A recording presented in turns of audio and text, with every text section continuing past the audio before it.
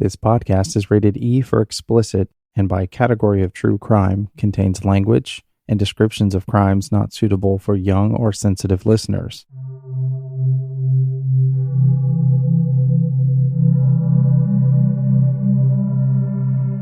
Sometimes, when a case is researched, very little information is found. The case of 18-year-old Calab Luckett, who was found shot in an abandoned apartment, is no different. And while the crew found little information about his killer, they found a lot of information about a systemic problem of violence among youth. This is Calab Luckett, and you're listening to The Cold Case Chronicles. I know your secret. I know the truth. I know your secrets, and I'm telling on you.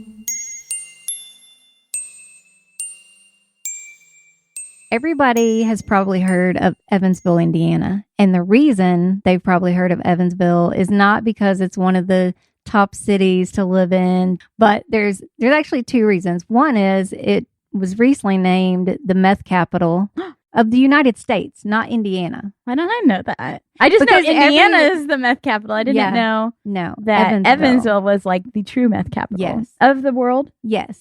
Of the entire blue world. Yes. Well, everything. I'm going to just go on out and say universe here. Okay. In 2013, Evansville Meth Suppression Unit seized 115 labs. Holy that's like one every day and a half. Yeah. So while it has gotten substantially better since then, in the mid 2010s, it was absolutely the meth capital of the world. The world. See, told you. Dang. Yeah, it's bad. Whoa. But also in the ID channel that everybody loves so much, there's tons of shows about Evansville, Indiana. Wow. There's the show Body Cam, where they have police wearing body cams and whatever. Is that one hilarious? Probably. I haven't seen any of these, but they also have an episode of Dead of Winter, Midnight Mass, which was about Donald Ray Wallace Jr., who murdered an entire family during a robbery. Then Primal Instinct, which was about a woman who was stabbed to death by her boyfriend, and he happened to be an Evansville police officer. And then there's several episodes of the murder tapes with Evansville featured. I also think their biggest problem is going to end up being guns. Gang activity, drugs, guns. And you don't have meth without that stuff. Well, I guess it's just from where I come from, but where I come from, meth is it's a rural white person drug. You know, I have people in my family that were arrested for meth. Amy was arrested for meth. No, I was not. But I could have been, because there's nothing to do in these cities and people want to make easy money. There it is. It's meth. But it's an easy job, is moving drugs. And I can imagine if you were a police officer, it's not the best place to work. I mean, you're always busy, but that's not a job where busy is fun. You're probably a lot of times scared to go out on some of these runs. And I think that's where a lot of this comes in with who we're going to talk about today, Calab Luckett. He was killed in 2016. On Christmas Day. His mom was working that day. They had planned on having their own family Christmas later that week, and she was working to make extra money. It's holiday money. You got to work Christmas. This is that catch-22 where you're a single mom and you have all these kids at home, and everyone wants to say, well, why weren't you home with your children? But yet, if you're home with your children, someone's going to say, well, why don't you get a job? Right. You're kind of damned if you do, damned if you don't. And that was her. She was out working. She didn't know where her son was that night, and he didn't come home. So he went to hang out with his friends because they weren't celebrating Christmas together that day. The next day, his body was found. And his body was found in an apartment. It's like just a real rundown Section 8 apartment complex. It was in a vacant apartment, and he was kind of shoved into like a closet type thing, is what I understand. They believe that he had been there for a while and suffered because he was still alive. The guy that was doing maintenance came and found him. And it's my understanding from several of the articles I read that he was still alive when they found him. And so they took him to the hospital to do surgery, and he didn't live. He had one gunshot wound to the head? Mm-hmm. Yes. Yeah. It just makes you wonder what was going on in his life that he went there by himself, or at least that's what they are saying, right? Because no one wants to say anything. And there's that code of silence that goes along with it, that I don't want to be the rat. Right. But yet, if you end up not being the rat, guess what? You might be the next one on the list, no matter what. And then don't you want someone to stand up for you? Standing up for you and looking for the person who shoots you? Right. So immediately the question is, how did he get in the apartment? Were there broken windows or doors? Everything in that place is broken. It's really? Like abandoned? It's vacant? Almost. It should be. Just recently, they have, just this year, so in the past, 8 weeks, these apartments no longer have trash dumpsters, so all the trash is piling up everywhere. Is that even legal? That's probably not.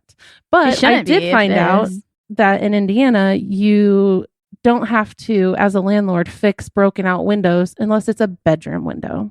Because I would be like, I sleep in my kitchen. People don't come in through windows unless it's your bedroom, right? Nobody even knows from the outside. Yeah.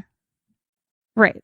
And nobody gives a shit either. If you're going to break in a place to do a crime or whatever. I can't break in the front window, only the bedroom window. I can't believe that's a law. Yeah, that's ridiculous. You also don't have to provide running water or electricity. Yeah, and you can charge people to live in your shack. The people, these slumlords that own this place, they won't give any statement to any of the news agencies or anyone. They just are sitting back trying to make a buck.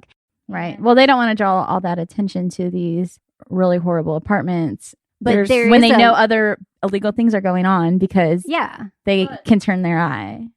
If they clean it up a little bit, that usually helps get rid of some of the unnecessary crime. Right. I talked to Reverend William Payne, and he's one of the people that's been kind of on the front lines with all this for justice for these kids and for just gun violence in general in Evansville. I spoke with him, and he said that they actually have a lot of support from the city to try to get the apartments just completely shut down. Because that was my concern is, is anyone backing you on this and this drive to shut down these apartments, or is the mayor and the city just kind of turning a blind eye to it because they know the crime runs there all the time? He said, I have support from a lot of city officials as well as the police. He backs this petition that was started by Jeremy Wakefield, who was a member of the community that used to live in the apartments. And he just is appalled at what the apartment complex has become. So he started a Facebook page, and it's a change.org to get signatures to try and have the apartment complex shut down. And no, they don't expect that, if you get this many signatures, they'll do it. But it's more or less people coming together to sign to prove, hey, we want something done, that this isn't just one or two people. This is a lot of people. He said, well, first of all, we'll add the link to that change.org on our website, and you can also just search for it. If you search Shut Down Woodland Park, aka Parkside Terrace, that's the name of the apartments. He says, I don't want the families that are living there to be tossed out on the street. What needs to happen is they just need to cease all the Section 8 eligibility to the apartment owners, and then basically rehome the families and house them elsewhere. Because you're not solving any problems if you're closing down an apartment complex and forcing people to be homeless either. They say that, that neighborhood is just drugs, prostitution, deplorable living conditions. Yeah, and they definitely need a place to live, but you can't expect people to live without electricity or running water and broken windows. Yeah. That's just so many things. And one of the articles I read, it was a local article, was mentioning that there are drugs found just laying around in the grass and used syringes. I mean, Evansville isn't that far from where the AIDS epidemic like came about in Indiana recently. But it's not things that you think about happening in your own backyard, but it's there. And people just kind of put this wall up like, yeah, well, if it's not encroaching on my side of the city, then I'm not going to be part of the help to fix this. He actually was quoted as saying this. I think this is really powerful. He said, our children are being murdered. Our families are being torn apart. And if we can't change the people in the community and their hearts, we should shut it down to keep the violence from having a place to live. More murders have taken place at Woodland Park than any area of Evansville, and it's time to retire this place and make it a park. The private owners of the place are cashing in on people, and they aren't doing their part to make the environment safe and secure. That's exactly right. You can't always just go in and say, I'm going to change people, but you can stop giving them a place for the crime to occur. Right. You can be part of that. There was an article in the Tri-State Eyewitness News by Mayor Winnicky, and he said the city just can't take over privately run apartment complex, but they can use laws like the Good Neighbor Ordinance. I don't know what that is. I did not either. He said the landlord theoretically could be cited for activity that occurs in and around the property, and there could be fines associated with that. Oh, so I actually think I've heard about that, but I didn't know it had a name. So yeah, so my parents have rental property, and if someone decides to build a meth lab in their home, my parents can't be held liable. However, if they turn around and re-rent to these people and then they get busted with a meth lab again, then my parents can be held liable. Yeah, probably falling under that umbrella of the Good Neighbor Ordinance. And just to kind of also hit home about what the kind of place these apartments are, if you Google search them and you right there on Google, the image with it is just 2 cop cars sitting in these apartments. I'm looking at it now too, and it's not like terrible. There's grass and there's trees around. So it's kind of, at first it looks kind of nice, like, yeah. But then it's just kind of your basic, it looks like a 3-level apartment, all brick, probably really tiny apartments stacked on top of each other, kind of like boarded windows vibe. It's also a lot like the Wish website where you think you're getting the apartment that you see online and then you show up and like all the windows are busted out. Yeah, Danny, and then this is what you get. Here's the pretty picture. Yeah, you can see it looked like that probably 45 years ago. That's like a cartoon picture. Rent.com. That's the photo that they use. It's from there. Apartment Guide. It is. See? Mm-hmm. Well, Reverend Payne suggested that we speak with Mariama Wilson. She is a woman who created a club that you just don't ever want to be a part of, and it's called MASK, Mothers Against Senseless Killing. We'll play a little bit of her interview.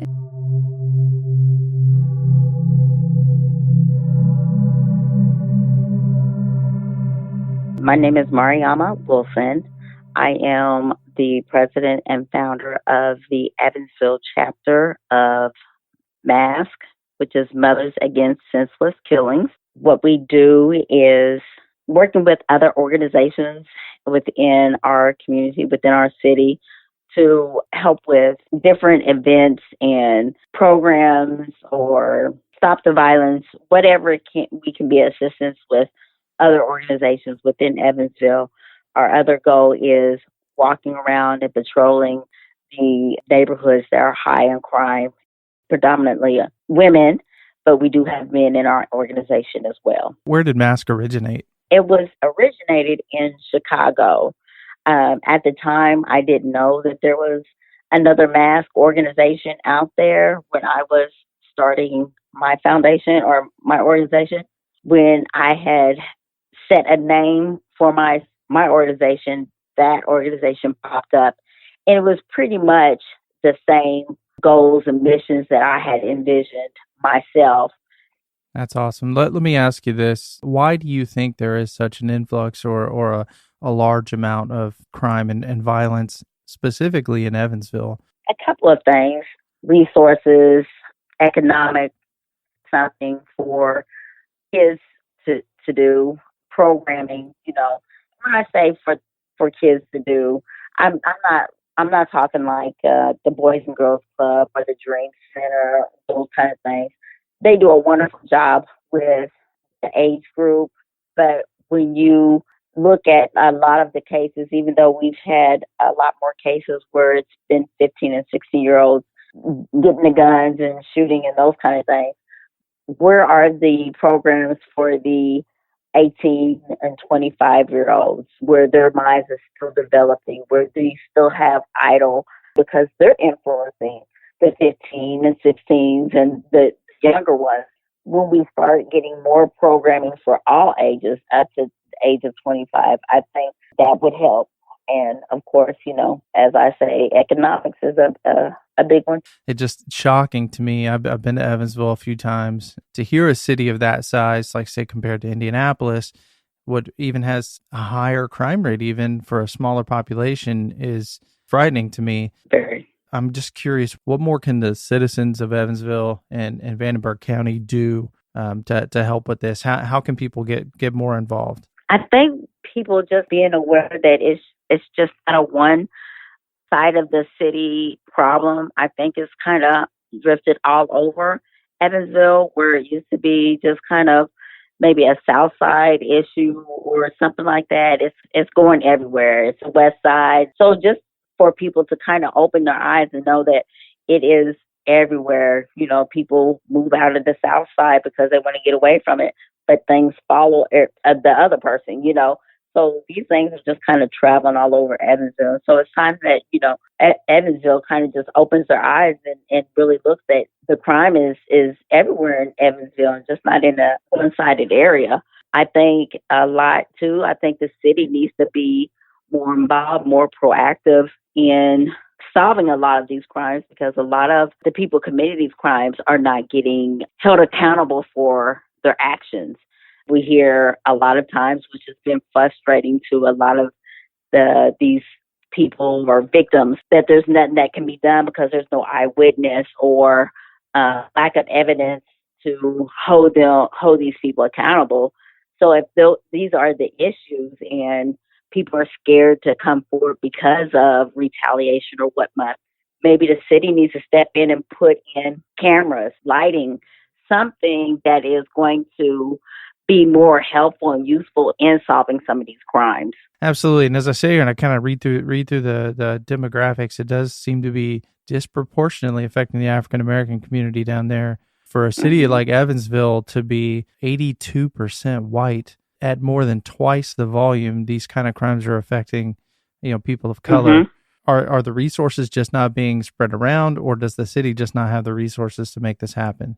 You want to be hopeful that surely that the city is not discriminating on one side or the other. But when you look and see that there is an aquatic swimming pool area in the upper part of Evansville, and then there's nothing being put in the south side of Evansville, it does kind of make you think that, why are those resources not being put into the inner city of Sure. Evansville? I don't know if Amy has talked to you, but what brought us into Evansville was Calab Luckett. Are you familiar with his story at all? I am.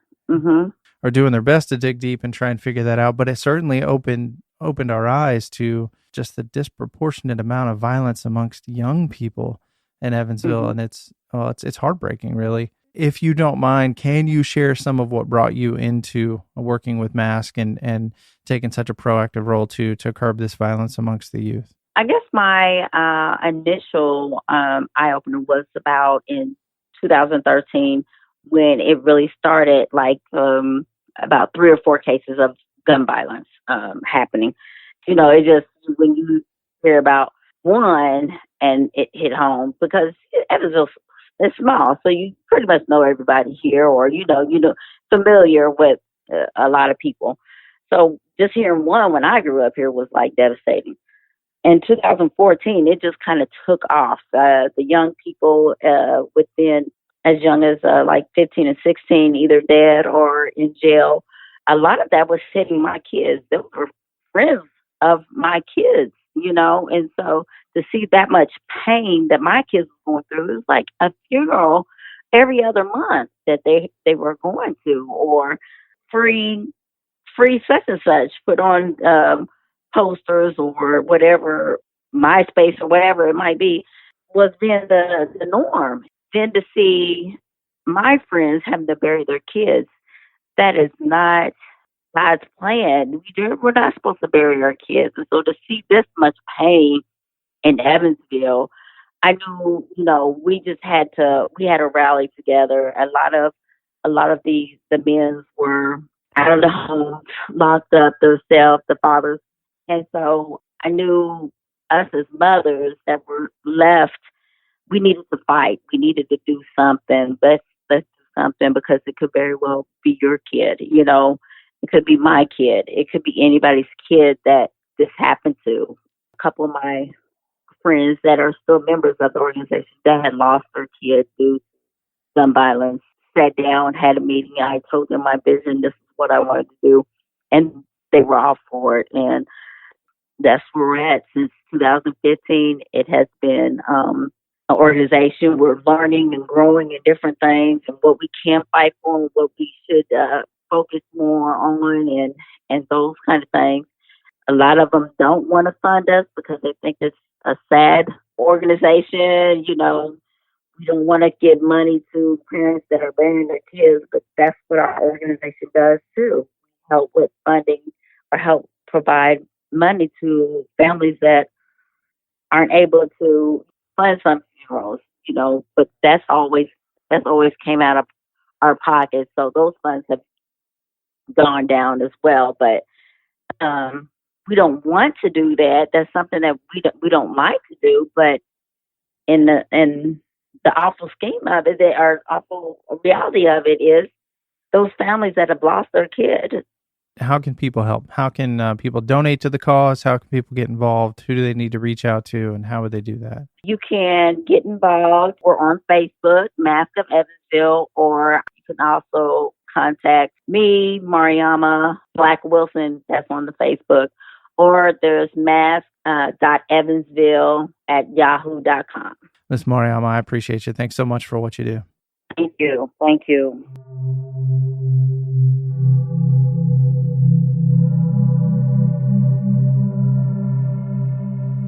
I don't want to be able to name one child killed by senseless gun violence, let alone multiple funerals for children.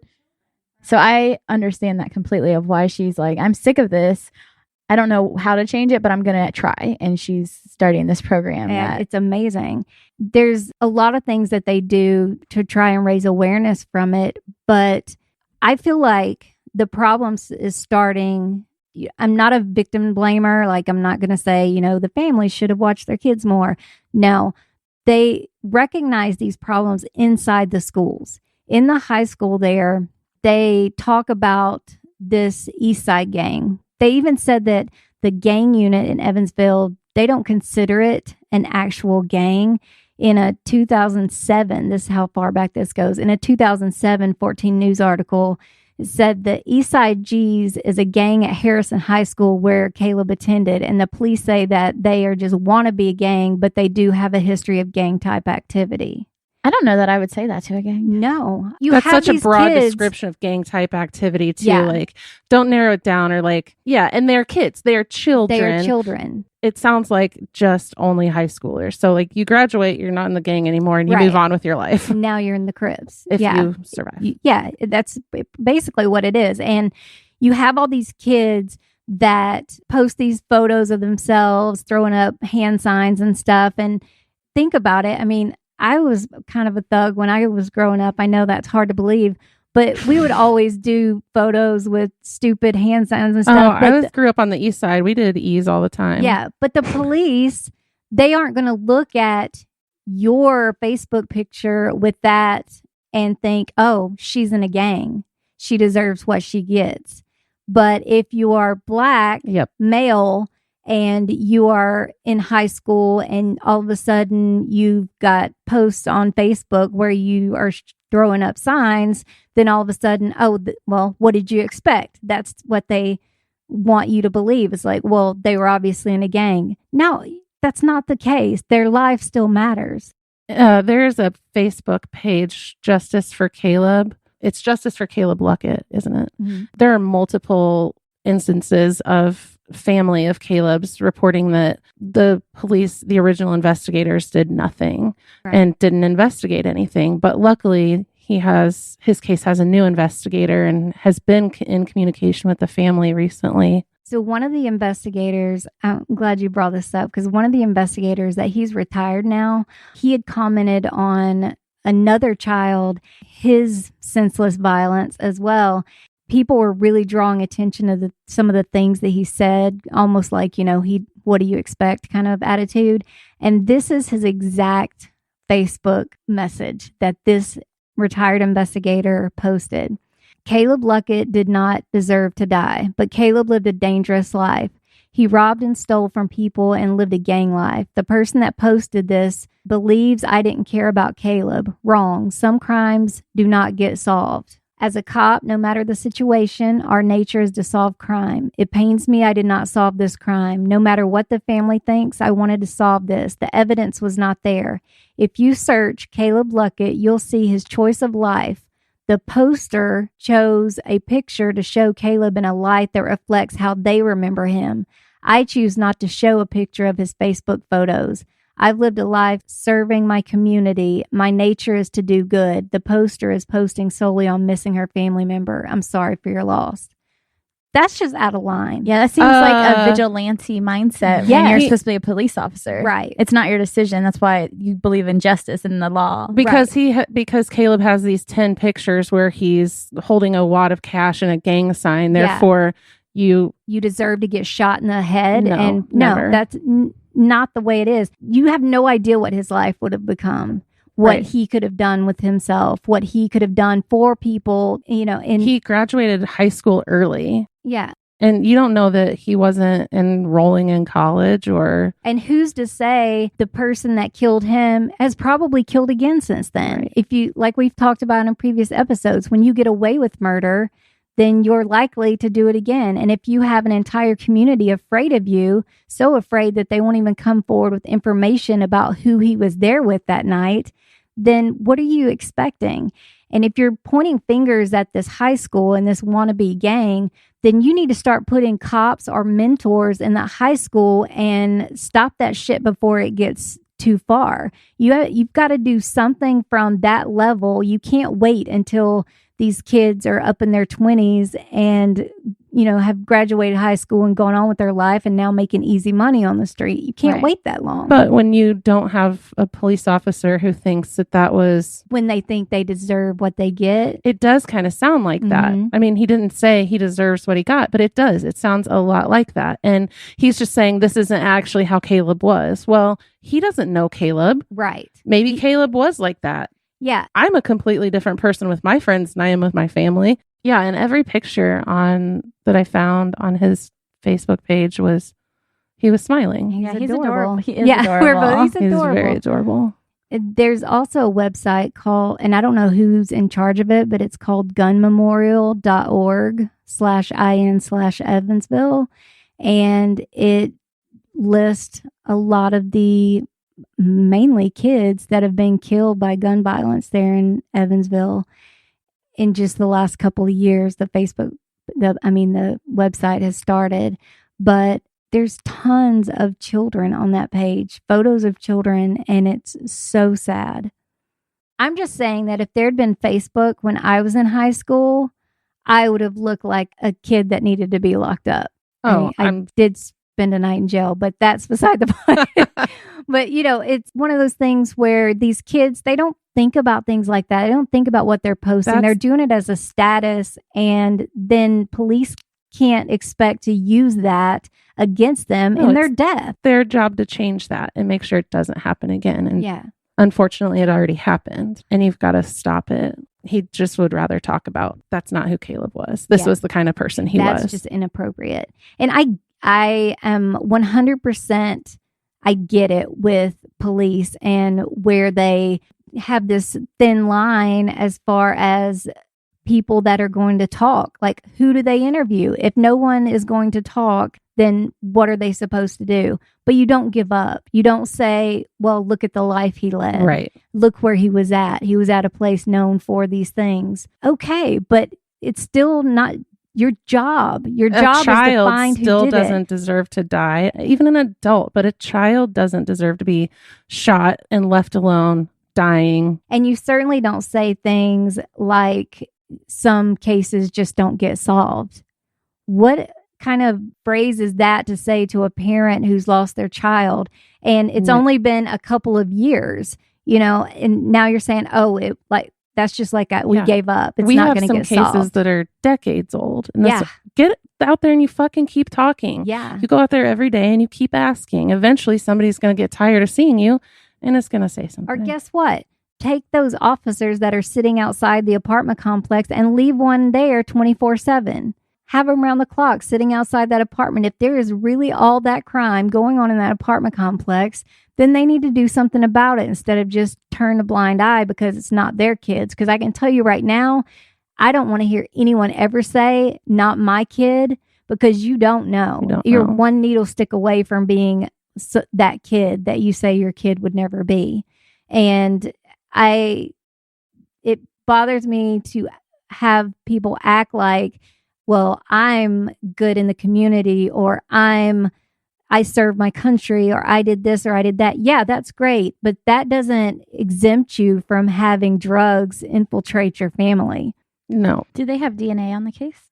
There was one post I saw on the Facebook group that said there was DNA evidence and they were doing a stand-in or something, asking for that to be pushed or something. But it was just like one little post on his Facebook page. So I don't know.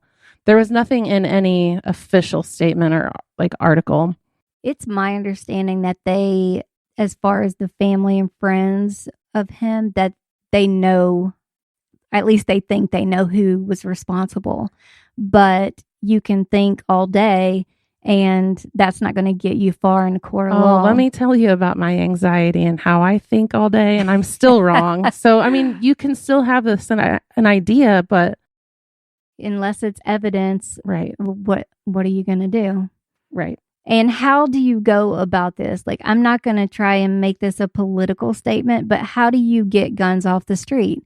You can't go in and take people's guns, because the people that have the guns that are doing this kind of violence aren't the ones that just went and got their pink card and showed up and bought a gun. These are people that probably have the majority of their guns illegally to start with. So how do you think, if you can't stop the drugs, that you're going to be able to stop guns from changing hands? Look at Chicago, where guns are illegal. They have one of the highest crime rates. Even if you offer these type buyback programs where they say, well, if we'll do a buyback program, we buy the guns back from people. Then they're going to have more tomorrow. Yeah. Then they're going to go and steal guns from somewhere else and sell you a couple, and then keep the ones that the AK back for themselves so they can take care of what they need to take care of. But it's going to come down to them getting inside these schools, starting earlier, trying to find some platform for them to put their energy into other than being out on the street. It's going to take more police presence, and not just police presence that are racist, and some cases just aren't solved. Yeah, exactly. Yeah, if you don't try, they aren't. Right. Just like there's good cops and bad cops. Right. But there's this line that they can't seem to gray. It's black and white, meaning one side is not talking to police, but they want justice. And then there's the police, who some of them want justice, but if they can't get people to talk, and they're going to have to come together somewhere in the middle. And they do have an anonymous tip line, 1-800-782-7463. It's 878-CRIME is what it is. And they tell them, hey, you can make money off this. Turn someone in. You can make $1,000, and no one will ever know. Right. No one will know who you are. And most of these tip lines, if you call and you say something like, look, I think my brother did this, they'll say, nope, I need you to turn around, call back. Don't say brother. I don't want anything to point the fingers back at you. I just need you to tell me a name and what happened. And if it leads to an arrest, then they get $1,000.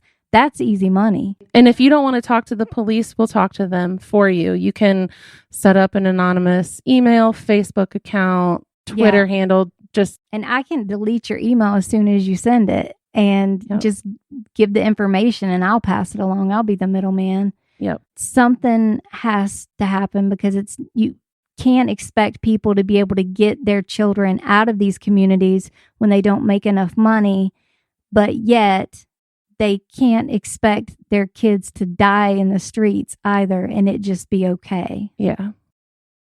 But I do want everyone to go to that change.org and sign that petition just to give them something to go, like something backing this. Because again, who's going to change it if they don't? Everyone expects it to be someone else's problem, but it's our children. Yeah. that No are one dying. deserves to live like that, and no one deserves to die like that either.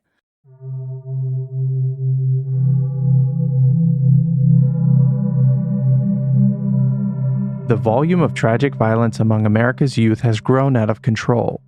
Top it with a culture of silence, and little can be done to find justice. Parents, adults, and community leaders must work together to find a solution. You can find the links of the organizations mentioned today from our website, coldcasechronicles.com. Feel free to reach out via social media. Cold Case Chronicles on Facebook and Instagram, and at Cold Case Crew on Twitter. And as always, Have the day you deserve. Especially if you're a slumlord in Evansville. I know your secrets and I'm telling on you.